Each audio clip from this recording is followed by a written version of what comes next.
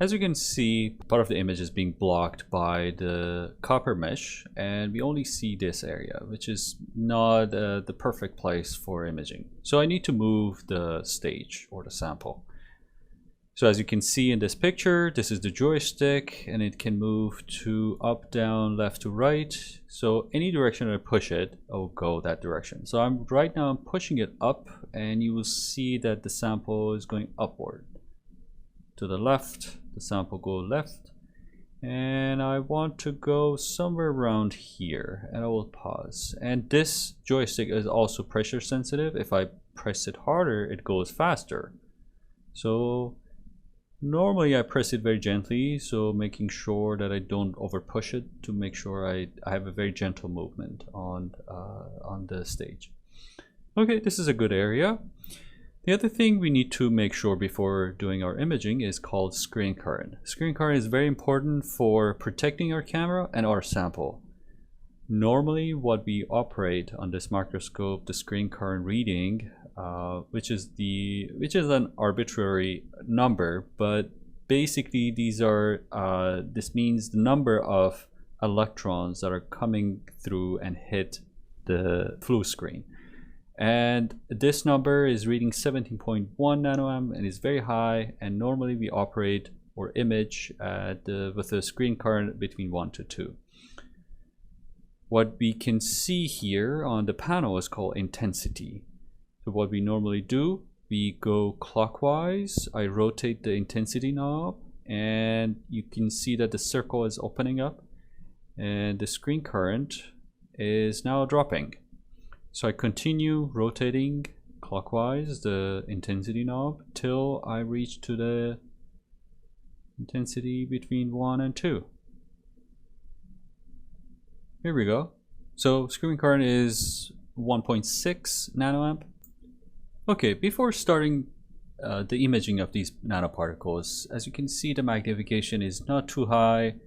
It's around 4,000, and we don't really see the nanoparticles here.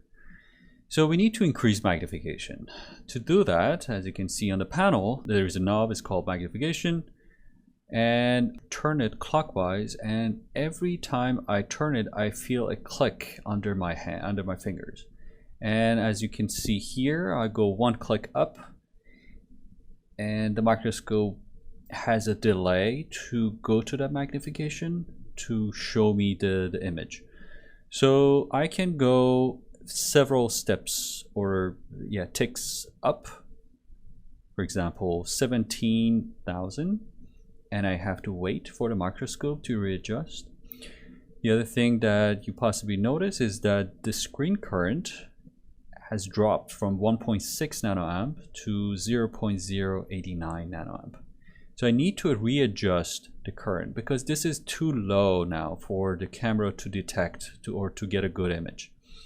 So this time, as you can see on the picture, the intensity knob, this time I go counterclockwise to increase the concentration of electrons that are hitting the detector.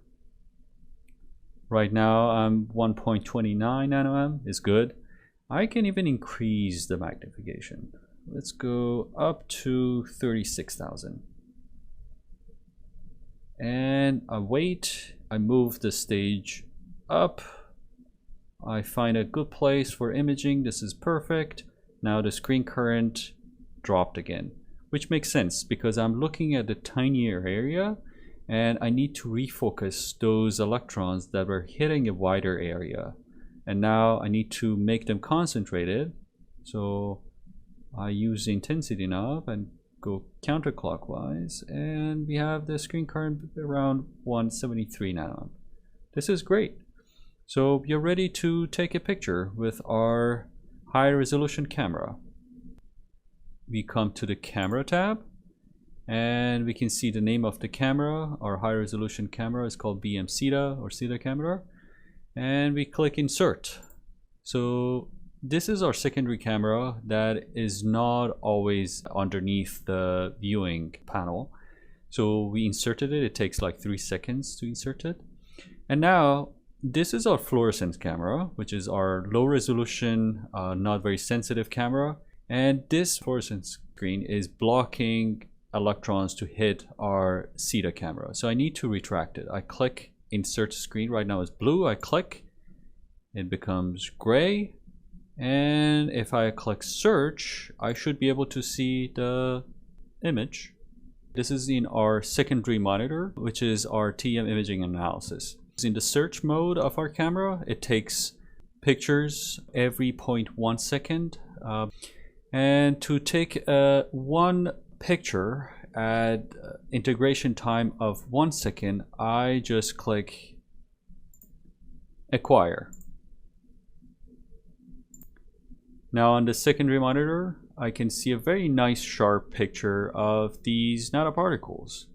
On the bottom, I can see the magnifying glass. Click, and if I click, I can see them well. Use the hand button, and these are titanium oxide. I can click on the line marker. I click and drag, and I can see the size of these nanoparticles. The length of them, or the width of them, is around 40 nanometer. I can right click to zoom out. I click auto scale, so I'm back in the original. And if I want to save it, I normally don't save it with the save option here, because it saves it in the format that is not readable by the softwares that we do have. But I can save it as a TIFF file or JPEG. Normally I prefer TIFF, which has a better image for final processing. I right click on the image, and then I click export data. I go to our desktop, to our transfer folder, and here every user has their own account. I can click and go to my own, and here, and I click with the correct name. These are TiO2. I think these are anatase phase of the titanium oxide. I can save the magnification 36x and 01. So make sure when you're saving it, save type as second option, which is with scale marker. This is our scale marker. Otherwise, you wouldn't save this at the bottom of your picture. And I click save.